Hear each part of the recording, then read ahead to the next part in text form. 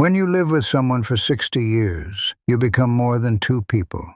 You become a single story. You know, without asking, that she likes just a splash of milk in her coffee. You learn to speak a whole language with just a look across a crowded room. It's a quiet partnership, built on a million tiny moments that no one else ever sees. Life becomes a rhythm you create together. The sound of her breathing next to you in the dark.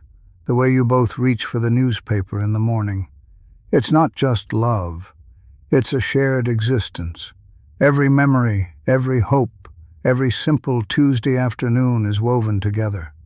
You stop being just a me and become an us.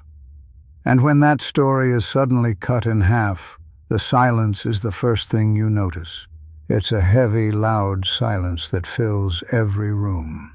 The house feels too big. The bed feels too empty. You are a single person again, but you don't remember how to be one.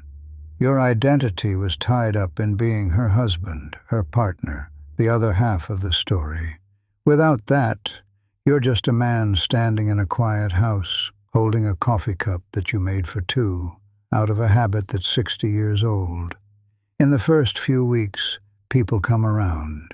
They bring casseroles and offer kind words. They try to fill the silence. But then, one by one, they have to return to their own lives, their own stories. And that's when the real grief begins. It's a profound loneliness. You wake up, and for a split second you forget. Then the weight of it hits you all over again. Every little routine becomes a painful reminder.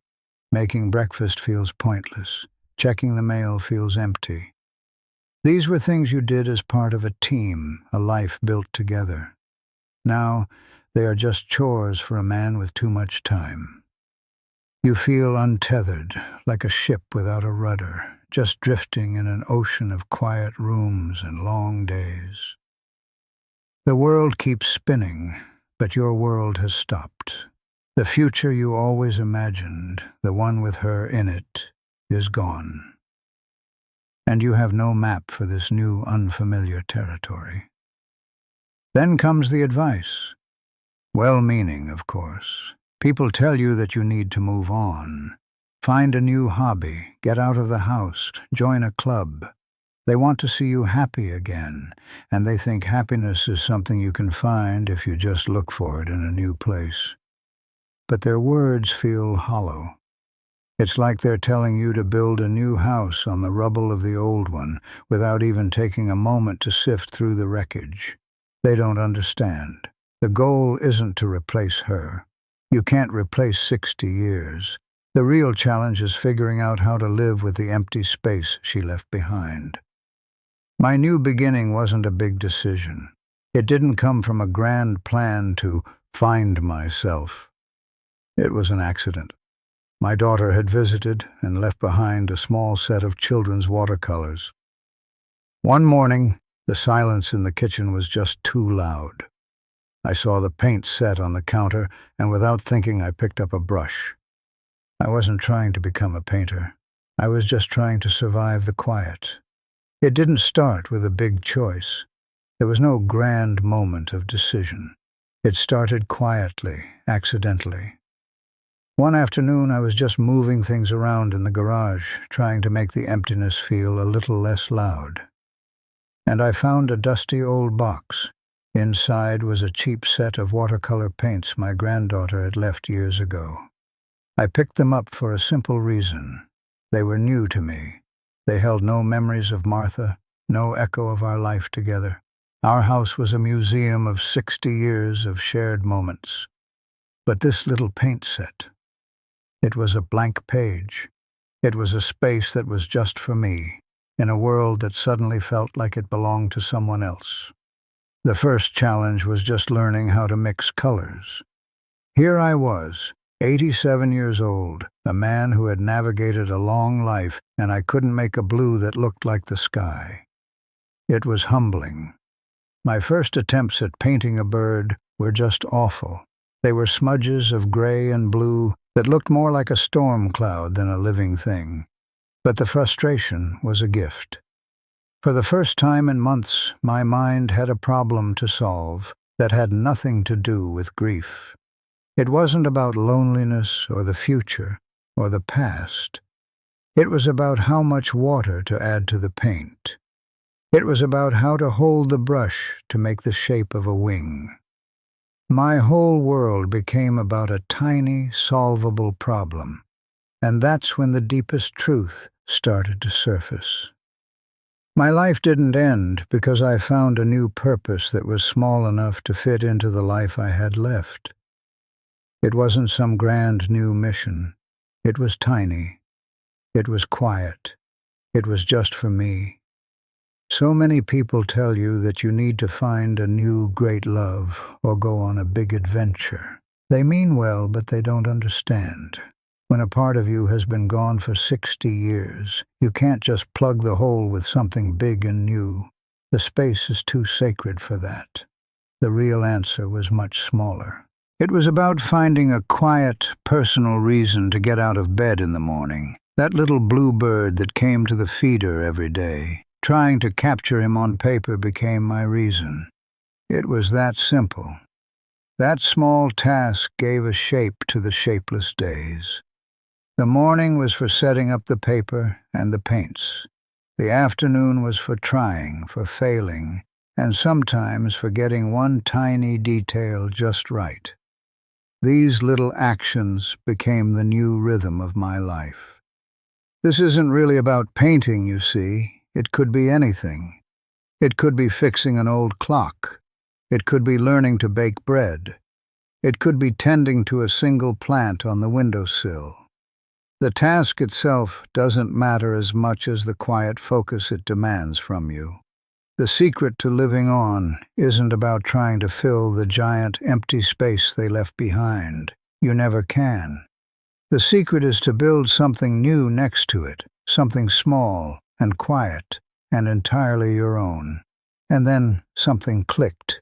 The real reason that little hobby started to help wasn't the painting itself. It was what the painting forced me to do. It forced me to pay attention to the world again. Grief is a powerful thing.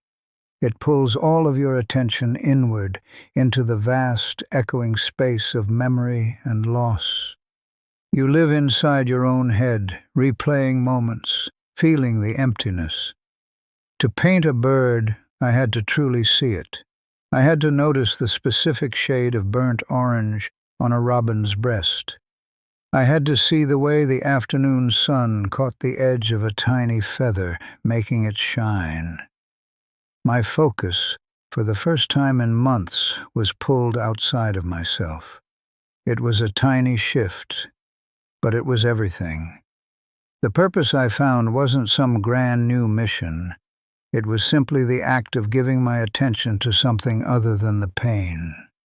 It was the quiet command to look at this leaf, this color, this small living creature, and nothing else, just for a few minutes. That was the beginning of the path out of the fog. Now I want to be very clear about something. The sadness doesn't just disappear. I still talk to Martha sometimes when I'm alone in the kitchen. I still feel the deep, hollow space in her favorite armchair.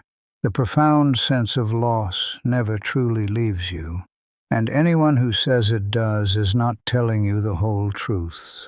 The wisdom I found wasn't in conquering grief, it was in learning to live alongside it. The emptiness becomes a permanent part of the landscape of your heart. It is not something you simply get over. Instead, you learn how to build a new, smaller life in the space that remains, right next to that quiet sadness.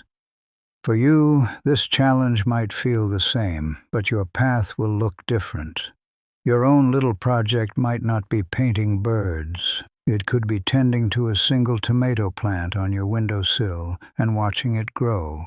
It might be finally picking up that old guitar and learning 3 simple chords. It could be the slow, patient work of organizing old family photographs. The specific task doesn't matter. The principle is the same.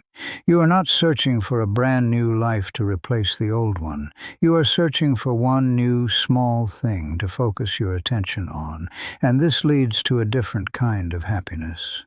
The life I live now is not the loud, joyful, shared life I had with my Martha. That chapter is over. My life today is much quieter. It's more solitary, but it is not an empty life. There is a new kind of contentment to be found. It's the quiet satisfaction of a finished painting. It's the simple pride in seeing a little bit of beauty that my own shaky hands helped bring into the world. It's a different life, yes, but it is a life, and that is more than enough. People ask if I talk to her. The honest answer is yes. Not out loud, not in a way anyone else would see. It's quieter than that. It's a feeling, a question in my own mind. I'll see a particular bird, a bright red cardinal at the feeder, and the first thought that pops in is how much she would have loved it. That thought is a conversation. This isn't about pretending she's still here in the room. It's about understanding that a person who is part of you for 60 years doesn't just vanish. They become a part of your own inner voice. Their wisdom and their love are woven into the very fabric of who you are now. You carry them with you. For the longest time, the hardest part of the day was mealtime. The silence was deafening. Her chair, sitting there across the table, felt like a giant, empty hole in the world. It wasn't just a piece of wood. It was a monument to what was missing. But slowly, something shifted. The pain of seeing it empty started to fade. It was replaced by a quiet warmth. Now, I see that chair, and I remember 60 years of shared meals, 60 years of stories and laughter. It's not an empty space anymore. It's a full one, overflowing with memories. There's a big difference between loneliness and solitude. I had to learn that the hard way. Loneliness is a hunger. It's a painful ache for someone who isn't there. Solitude, though, is a quiet peace. It's being alone, but not feeling empty. My little bird paintings were the bridge between the two. They gave the silence a purpose. The quiet wasn't just an absence of her voice anymore. It became a space where I could focus, where I could mix colors and try to capture the curve of a wing. The focus pushed the loneliness out. So if someone were to ask me for advice, I wouldn't give them a big plan. I wouldn't tell them to be strong or move on. I'd tell them to find one small thing, one tiny, simple task that needs their attention for a few minutes every day.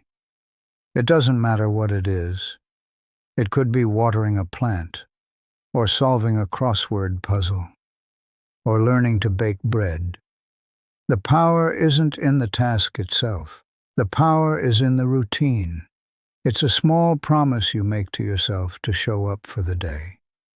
That promise becomes an anchor. My anchor was simple. Wake up, make coffee, sit by the window with my paints for 20 minutes. Some days the paintings were terrible. That wasn't the point. The point was that I did it. I showed up. That small act of doing something, anything, was a quiet declaration that I was still here. And that changes your relationship with time. Before, I was always thinking about the future, about the years we had left together. When she was gone, the future became a terrifying, empty space. But my little routine brought me back to right now. It taught me to find the good in just this one day, this 1 hour, this one brushstroke.